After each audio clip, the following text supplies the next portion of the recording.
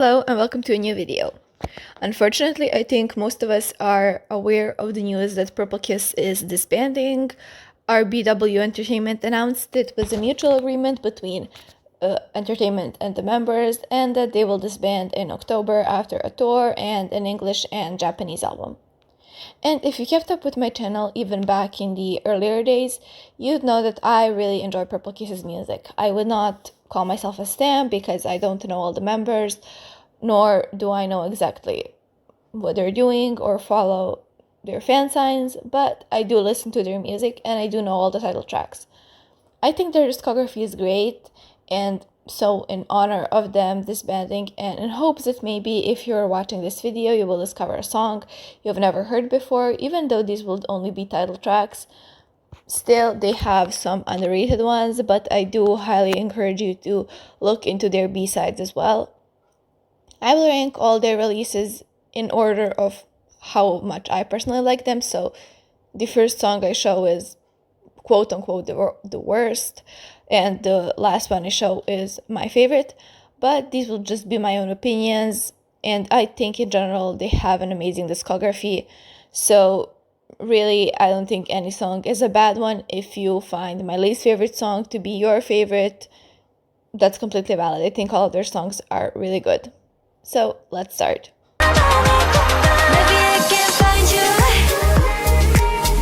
So title track number 13, or my least favorite one, is Find You, which I'm not sure does it count as a title track, but I checked on K-Profiles what counts as a title track, what not, and I'm pretty sure this does. It's a collab with Lulupop, whatever Lulupop may be, but I'm including it because I do think it's a banger. Yes, it is last place, but it's still a really decent song. I unironically love the verses. I think they sound really good. I think Purple Kiss sounds really good in general. They have beautiful vocal tones, beautiful voices. The chorus is a bit too repetitive, in my opinion, to rank it higher. And the animated, I think that's Lulupop, is freaking me out. But I think it's a cute little song. It's a pretty little song and a ballad if you like those.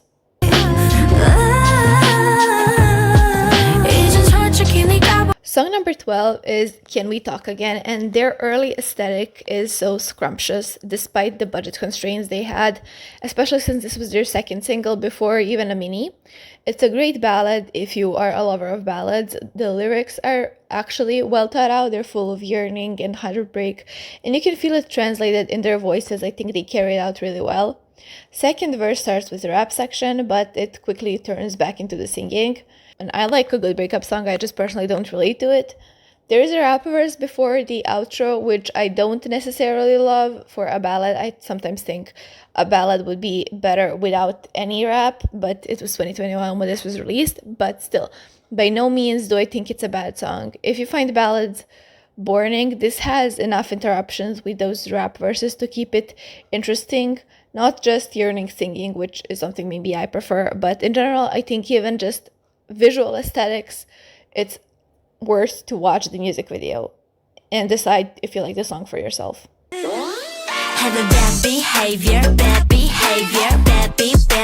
Song number 11 that I'm reading is BBB, and this is one of the songs that came out in like a year or two time frame, which means that I rated it on my channel. I will link all of the songs that I already rated in more depth up, so you can click on them in my monthly reviews of that year, but let's just not drag it out.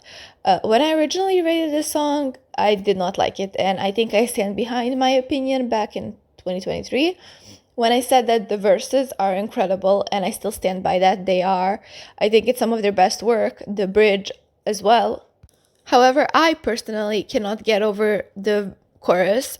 I just don't like it, which is a shame because I think the music video concept is interesting, but in like overall, it's not at all a bad song. In fact, I think it's an amazing song outside of the verses, but outside of the chorus. But if you like noise music, you would like the chorus as well. So I think it's something you should check out if you enjoy in general music, but especially if you enjoy noise, I think you will find this very highly rated.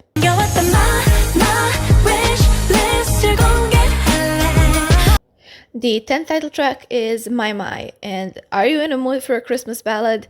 Because if so, do I have the song for you? And as I said already, I think Purple Kiss have beautiful ballad voices. It shines on this track as well because it's all Christmassy and that Christmas carol style. And there is a cheeky Christmas rap in the second verse, but I think in this one it fits because it's all fun, it's lighthearted. There's no need to take it too seriously. It's a Christmas single, genuinely nothing more to say about it, and I would put it much higher if it was not, if the topics or the lyrics I found more interesting. Still, though, I would definitely lie if I said it was not a banger, and listening to it seasonally, I think would climb it up the ranks, obviously, but considering it's still scorching hot outside, it's staying at number 10.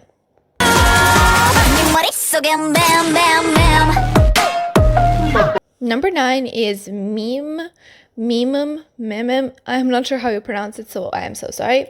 This is what I call a traditional 4th gen noise track, missed in this 5th gen day and age, whatever this style is called. It's a victim to the empty chorus trend, to the anti-chorus trend, but I think it's done well. If you love noise, I think this is one of the better produced noise songs from that 4th gen noise trend. If you like ITZY or Everglow, I think this song belongs on your playlist. It's very much those groups' vibes. Perhaps a sister song to Bonbon Chocolat. In my opinion, I am not a lover of noise music. It was not one of my favorite trends, so it does not fit my personal preferences, but it's very well executed and it's one of the better noise songs I've heard. And the bridge or the intro to the final chorus, however they decided to name it, I think is elevating. It's beautiful.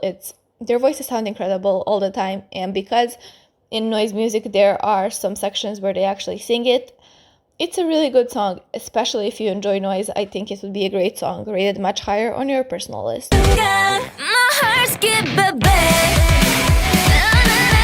Number 9 is My Heart Skip a Beat. The melody of this is lethal. And the horror concept, the fact that this is an entire performance video, it's not a music video, and it's recorded with those plastic chains, like there was no budget for this. This is obviously maybe a pre-release, was it back in the day, but it's such a serve. The pre-chorus is incredible, the electric guitar in the chorus is incredible, and they really gave their all in this, especially considering the budget constraints. The dance break also scrumptious, and we are missing dance breaks in the 2-minute era. I think most K-pop songs could benefit from a good dance break. And the rap bridge is very campy. I think this entire song is very campy while being a good introduction to their horror concept with the performance music video. I'm not sure if this is their official debut or like a pre-debut, but in general, it's how to make a first single a banger. They definitely succeeded with My Heart Skip a Beat.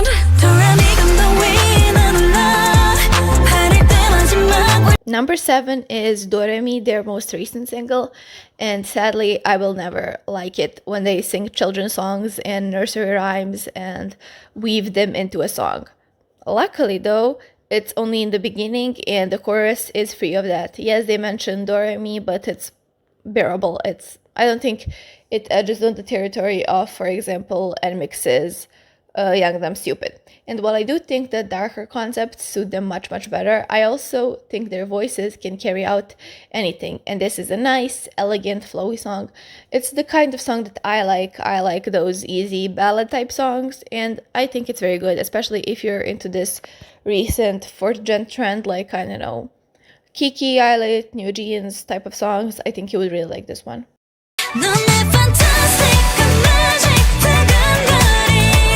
Next up, Seven Heaven.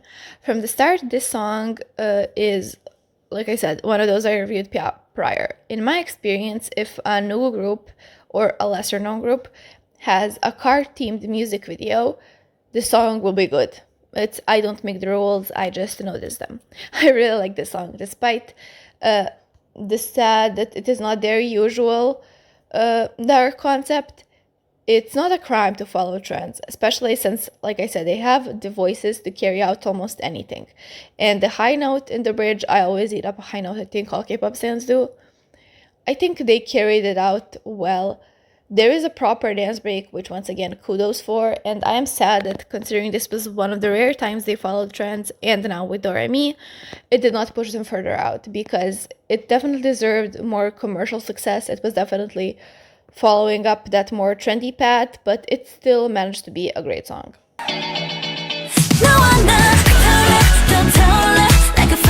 Now, with number 5, Zombie, we come into the category where, in my opinion, all of these could be interchangeable. I rated them the way I did right now, but tomorrow I could switch them all. The 5 stay on top. I just had to rate them in some way, right? This is fun music. I was genuinely surprised by how many people do not like this song because it is so very fun. Sure, it's not the elegant horror concept like their previous release, which was Ponzona, but it's very campy horror, and camp and horror are just go side by side. What else are slasher movies for? And the chorus before the post-chorus is extremely catchy. Like before they start singing the zombie, the actual chorus before that is very catchy. And extremely satisfying on the ears. I think whatever they're doing with their voices, it sounds incredible. I can understand finding the post-chorus repeating of zombie frustrating, but still, I think the reason why people hate this song is because they hate fun, because it's genuinely such a good, campy, quirky song. From the raps to the music video fits, to the just music video itself. It fits the concept perfectly, and the bridge is unironically one of their best ones technically.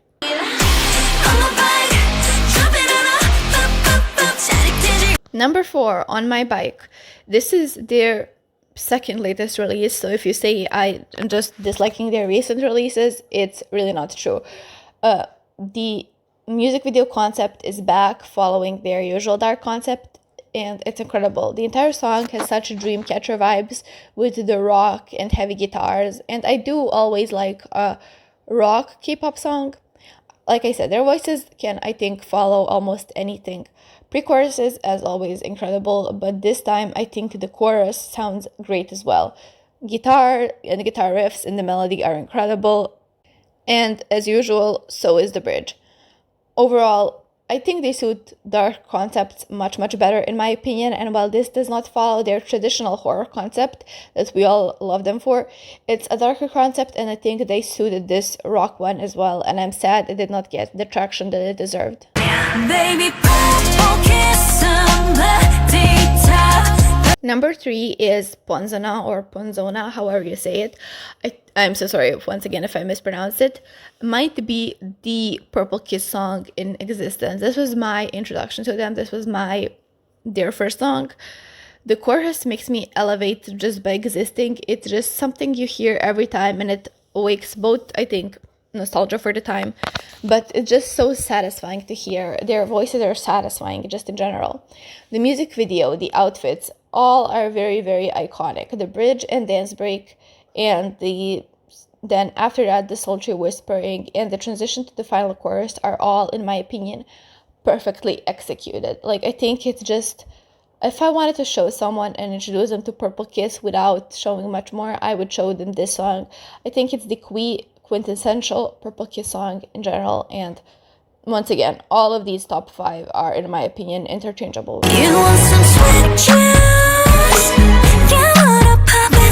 Song number 2 is Sweet Juice, and this, concept-wise, just the music video-wise, might be their best release. It's leaning back into their older title tracks, and like I said, concept-wise, just fitting right in. I always love a Shining reference. It is something that will sell me every time. The rap is flowy and it falls natural. It does not feel inserted. And as always, they sound incredible during the chorus. And the outro completing the song is unexpected, yet I think it fits so perfectly. And I think technically this might be their perhaps peak. Like, if I said for Ponzona that this is the Purple Kiss song, Sweet Juice might be where they best executed all of those elements and made just an 10 out of 10 song. Okay, I'm nerdy, but I'm not stupid, I want your. However, while I did say that my top 5 is interchangeable and it is absolutely quality wise, I think Nerdy is still my favorite personally in my heart, even if I do have deviations. Nerdy has Mamamoo vibes through and through, which makes sense. They're both or used to be in RBW, and they leaned back into their horror roots. It's, I think, a banger in all measures. I think it even commercially performed well, but I'm not sure. I love it. I love the post chorus. I love the way they're singing the melody, and they're not singing the same technique in this song and, for example, in Mimim. Even the rap feels naturally there, which is always a plus. Pre-chorus is elevating. The almost chanting that they have in it is incredible when listening to it. It's one of my favorites. I love when something is choir-esque. I think it's one of, like I said, but their best executions of the concept, both sonically and in the music video, and the transition to the dance break is another 10 out of 10. Top 5, definitely interchangeable. Top 3, even one of their best songs, like best executions of their voices and the concept. Purple Kiss will be greatly missed, at least in my heart, and they will not go missing in my headphones. They are still in my headphones, but I do think they deserved way more, especially with the quality of the title tracks that they have. There is not a single one, even the lowest rated one, that I would say is a bad song, and that is an achievement, to not have a bad song in your career. Nobody will have songs that everyone likes equally or songs that everyone finds incredible.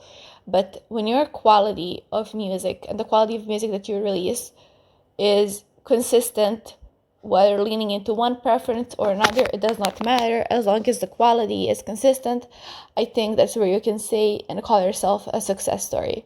And Purple Kiss, I think, definitely succeeded in that. And the girls are incredibly talented. All of their songs, like I said, were good. And I will be cheering them on whatever comes next.